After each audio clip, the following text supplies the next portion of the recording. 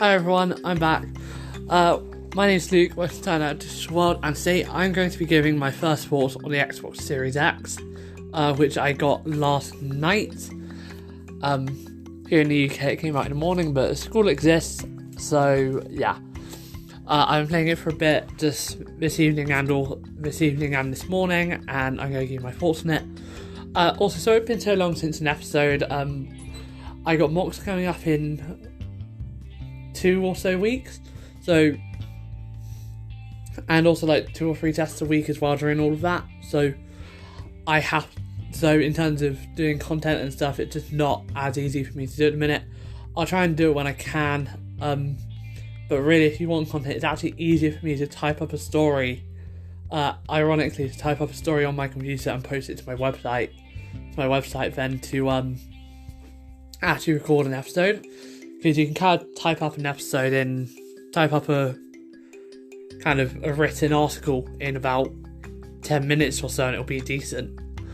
When writing or when doing this, for example, it just isn't. So I'm doing my best, obviously, trying to get it as good as I can, but it's not easy.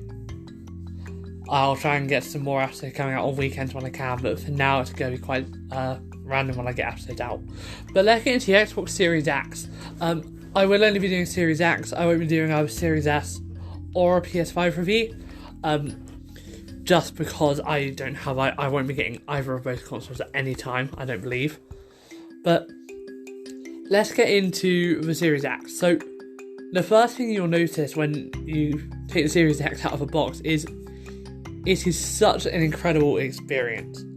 Such an amazing experience. I absolutely loved it. Just the whole unboxing experience did feel really premium.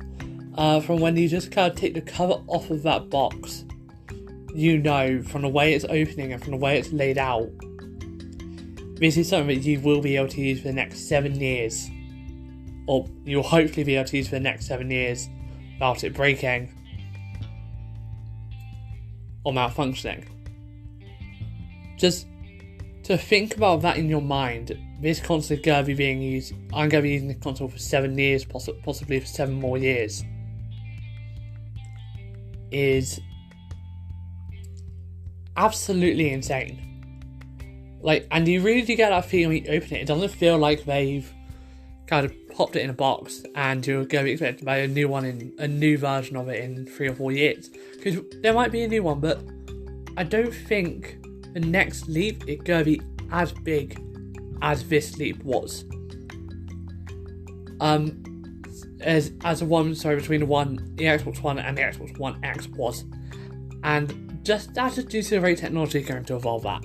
Yes, things will get better, things will get faster, but I don't think we're going to see a shift to 8K gaming coming anytime soon. And I think a 4K console is actually what most people will need in the next 7 years as TVs get upgraded, as displays get upgraded. And when you open it, you feel like Xbox is kind of saying, welcome to the next step. Someone who's been on an Xbox One who vaguely remembers what the Xbox One unboxing was like, and you have to remember this is 7 years ago now, it was very kind of, you have a box, your console's here, your Kinect is here, your controller's here, your cables are underneath in another compartment.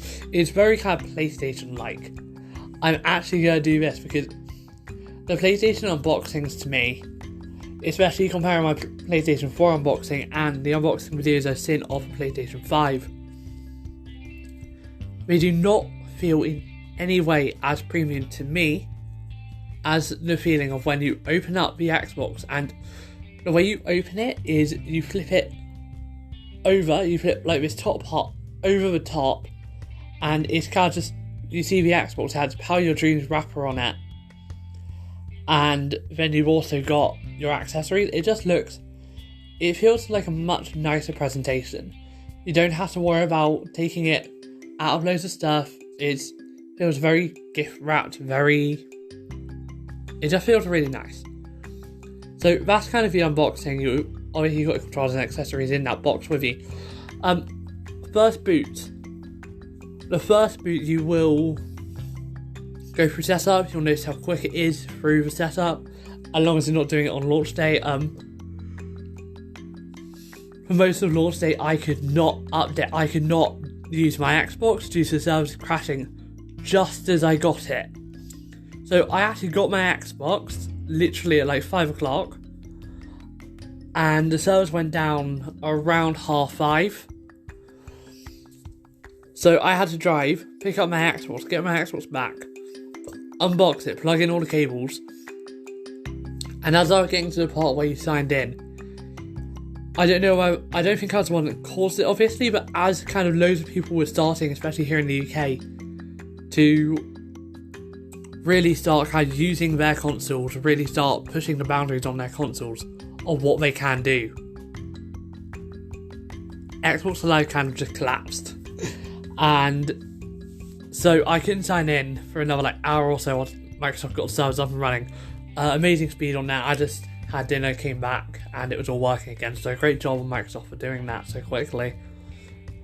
But when you are actually using the console from launching Star Wars Battlefront, it feels like it takes 2 seconds, because it does.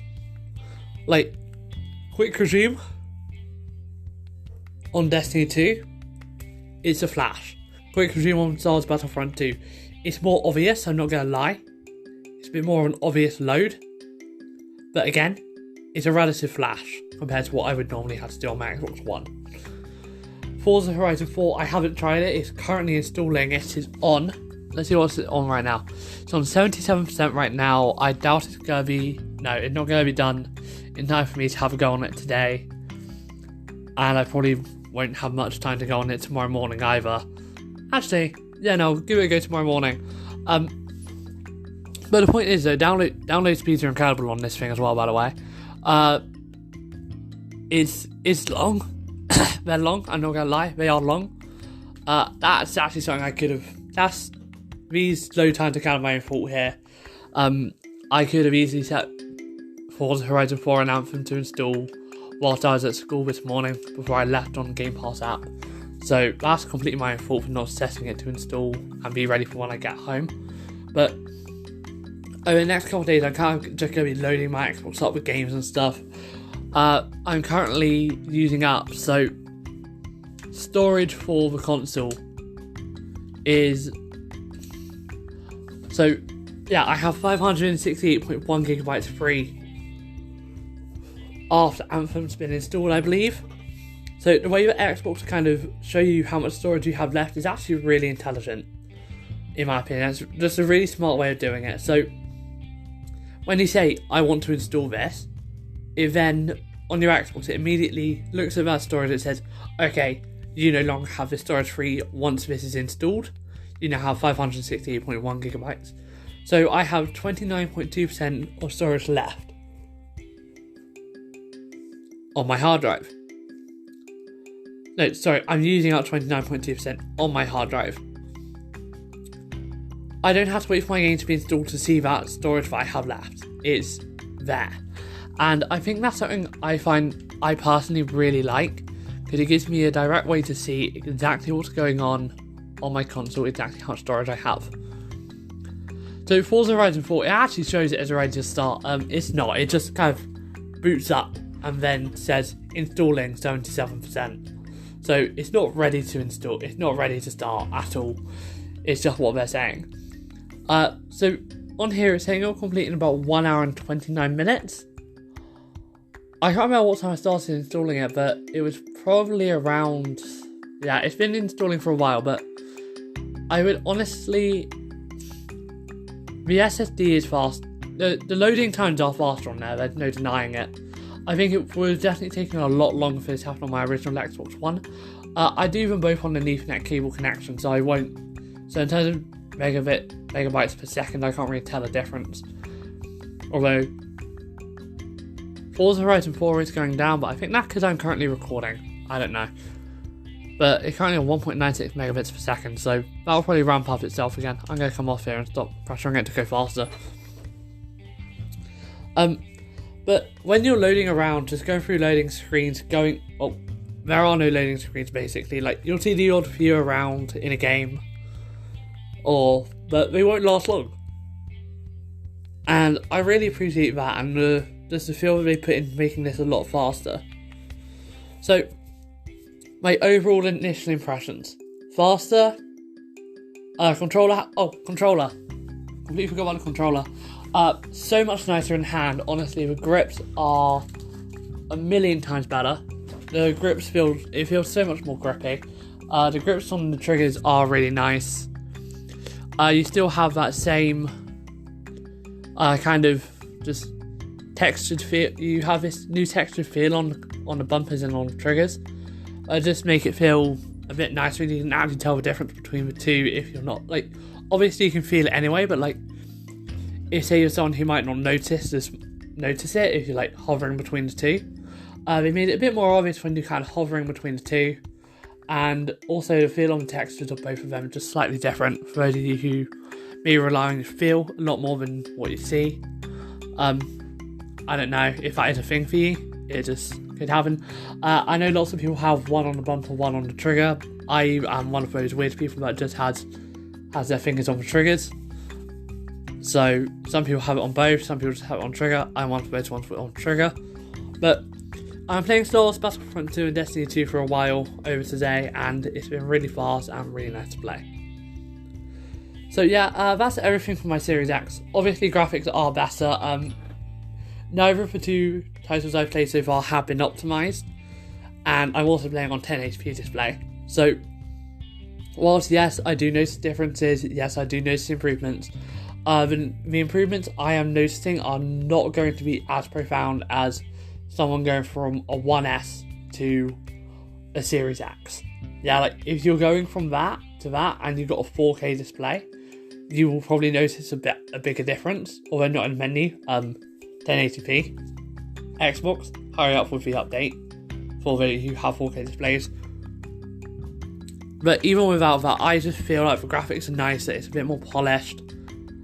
And I also, when I was on Destiny 2, something that would happen to me is I would get this kind of like thing where I have to wait for it to load into the next area. So far, playing on the Europa, going through the levels and stuff, it's not happened to me. I haven't had that waiting and loading thing. It's just been straight through due to the SSD. Really fast, really snappy, really nice to use. So yeah, those are my overall impressions after day one. I'm counting this as day one. Yesterday I don't count due to not actually playing any games. I will do a full review during the Christmas holidays. So that's sometime in December. But yeah, for now, my name's Luke. Thanks for listening. And I will see you in whatever the next episode is. I'll probably do rolling updates on how I'm liking the Xbox Series X, but for now,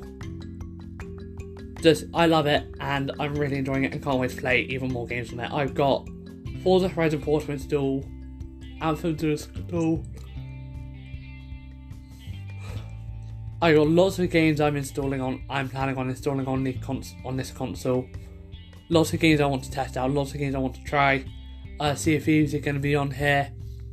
You know, I have Game Pass, so if it's in Game Pass or EA Play, I'll be playing it. But yeah, thanks for listening everyone, and I'll see you in the next episode.